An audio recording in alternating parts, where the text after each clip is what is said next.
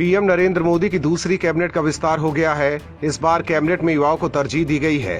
PM Modi का cabinet ऐसा होगा, इसका अंदाजा शायद किसी को नहीं था। मोदी मंत्रिमंडल में इतना बड़ा फेरबदल करेंगे, इसका भी अंदाजा किसी को नहीं था।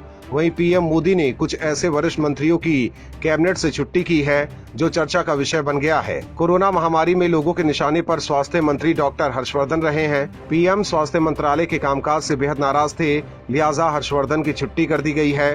हर्षवर्धन के अलावा कुछ और चौंकाने वाले नामों को हटाया गया है, जिनमें प्रकाश जावड़ेकर से लेकर रविशंकर प्रसाद का नाम शामिल है। जानकारों की माने तो मंत्रिमंडल का विस्तार मोदी की दूरदृष्टि का नतीजा है। मोदी ने एक तीर से 3 निशाने साधने की कोशिश की है। सबसे पहले कोरोना काल में जो सरकार की छवि खराब हुई थी, हर्षवर्धन को हटाकर मोदी ने लोगों को संदेश दिया है वो हमेशा देश और लोगों के साथ हैं।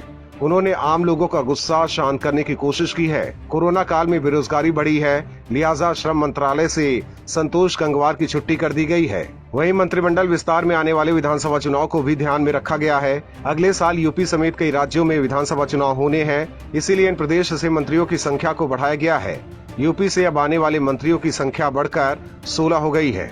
2023 में गुजरात में विधानसभा चुनाव होने हैं, इसीलिए वहां से भी मंत्रिमंडल में 2 लोगों को शामिल किया गया है। वहीं कहा जा रहा है कि कैबिनेट से बाहर किए गए लोगों को अब संगठन की जिम्मेदारी दी जाएगी और कुछ लोगों को मीडिया पैनल में भी शामिल किया जाएगा। मंत्री बनने से पहले रविशंकर प्रसाद, प्रकाश जावड़ेकर से लेकर स्मृति ईरानी टीवी पर बीजेपी का पक्ष रखते थे, लेकिन इनके मंत्री बनने से टीवी पर बीजेपी का पक्ष कमजोर होता जा रहा था। अकेले संबित पात्रा ही बीजेपी की ओर से मीडिया में मोर्चा संभाले हुए हैं। लिहाजा अब रविशंकर प्रसाद और प्रकाश जावड़ेकर जैसे तेज तर्रार वक्ता टीवी पर बीजेपी का पक्ष मजबूती से रखते हुए दिखाई देंगे।